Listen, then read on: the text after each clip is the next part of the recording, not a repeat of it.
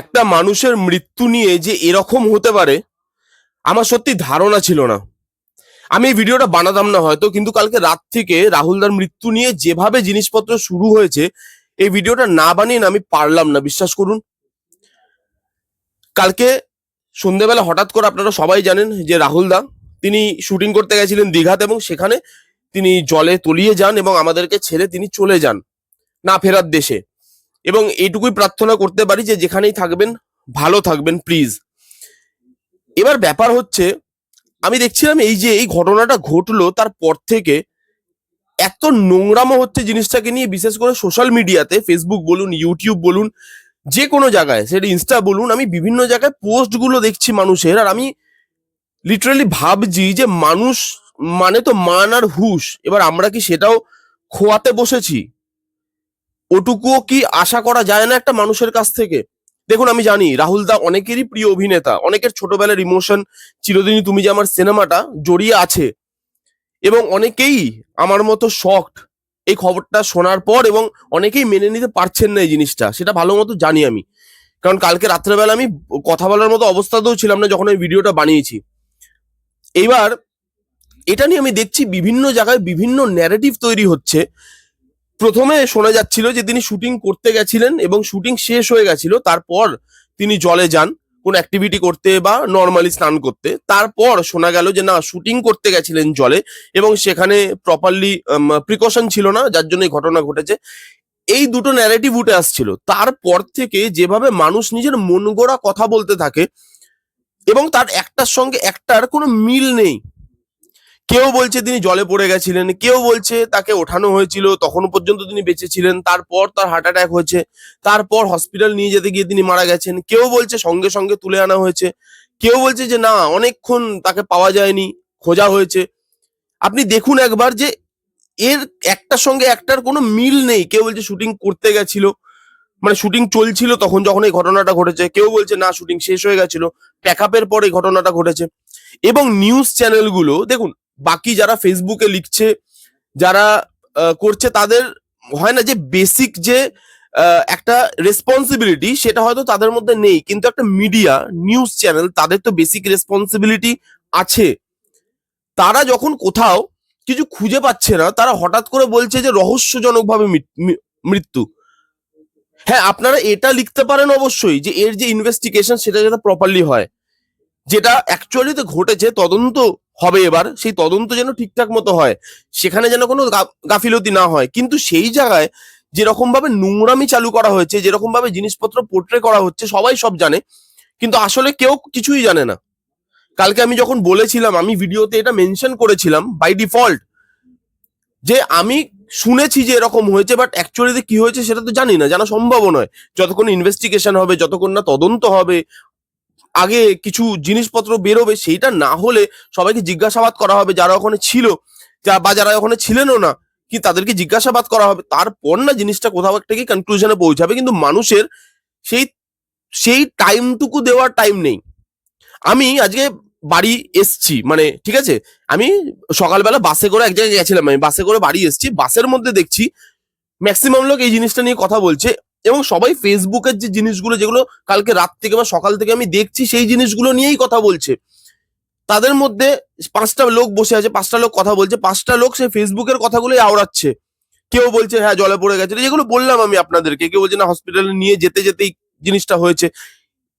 এটা এটা সাধারণ মানুষের ওপরেই জিনিসগুলো কিভাবে এফেক্ট ফেলে, এবং তারা না বুঝে তার নিজের যেটা মনে হচ্ছে যে হ্যাঁ এটাই হয়তো ঠিক হয়েছে বা এটাই হয়তো হয়েছে, সেটা তারা বলতে শুরু করেছে। আগা জানে না, পেছন জানে না, বলতে শুরু করেছে।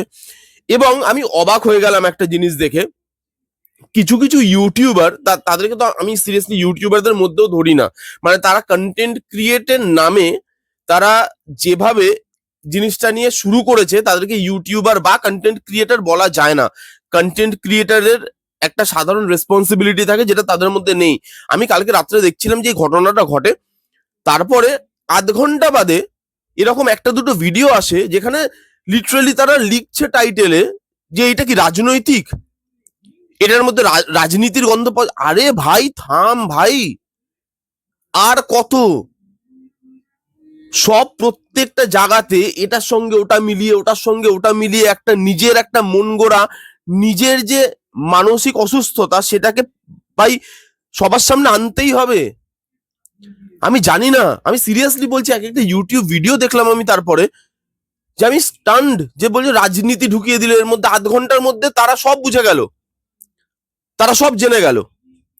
হ্যাঁ, একটা জিনিস আছে যেটা নিয়ে আমি হয়তো অনেকের সাথে একমত, সেটা হচ্ছে সেখানে পুলিশ পারমিশন নেওয়া হয়নি। এবং একটা ক্লিপ আপনারা দেখবেন যে ভাইরাল হচ্ছে কালকে থেকে, কালকে যে ঘটনাটা ঘটেছে, তারপরে শুটিং এর একটা ক্লিপ ভাইরাল হচ্ছে, যে রাহুল দা শুটিং করছে, হিরোইন আছে, রাহুল দা আছে, আরো নানান কলাকুশলী আছে, তারা শুটিং করছে। বাট সেখানে সেই ক্লিপটার মধ্যে দেখুন, নিজের চোখকে তো আর অবিশ্বাস করতে পারবো না, মানুষের কথা। আমি সেই দলে পড়ি না যে কথা শুনে আমি কথা বললাম, বা কথা শুনে কারোর কথা শুনে আমি নিজের বিচার রাখলাম। আমি আগে দেখি, আমি আগে জানি, যদি আমার মনে হয় যে হ্যাঁ এই জিনিসটাই হয়েছে, তখন আমি সেটা নিয়ে কথা বলতে পছন্দ করি। আমি যখন দেখলাম ক্লিপটার মধ্যে যে হ্যাঁ সেখানে কোনো পুলিশ নেই, একটা শুটিং হচ্ছে ইয়েতে, আউটডোরে, এবং আপনারা যারা যারা জানেন বা যারা যারা জানেনও না, তাদের এটুকু বেসিক নলেজ হয়তো আছে যে আপনি আপনার নিজের বাড়িতে শুট করছেন বা কারোর বাড়িতে শুট করছেন, তাহলে আপনি সেই বাড়ির লোকের পারমিশন নিলেন, তাহলেই হয়তো সেটা ঠিক আছে। কিন্তু আপনি সেই বাড়ির থেকে বেরিয়ে বা নিজের বাড়ির থেকে এক পাও বেরিয়ে যদি আপনি শুটিং করেন, সেখানে লোকাল থানাকে, লোকাল পুলিশকে ইনফর্ম করতে হয়। কারণ একটা পাড়া, সেই পাড়ার মধ্যে ধরুন আপনার বাড়ি আছে, আপনি ভাবলেন তো এটা আমার নিজের পাড়া, ছোটবেলা থেকে বড় হয়েছি, শুটিং আমি করতেই পারি না। সেখানে আপনার বাড়ি আছে ঠিকই, কিন্তু আরো 5টা লোক সেখানে থাকে, আপনার শুটিং এর জন্য তাদের প্রবলেম হতে পারে।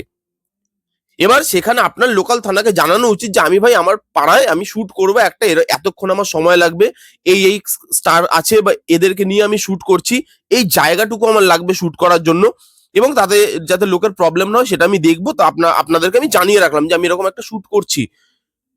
তো সেখানে যদি তার মানে পরবর্তীকালে কারোর প্রবলেম হয়, সেটা তখন পুলিশ এসে দেখবে বা যাই করবে।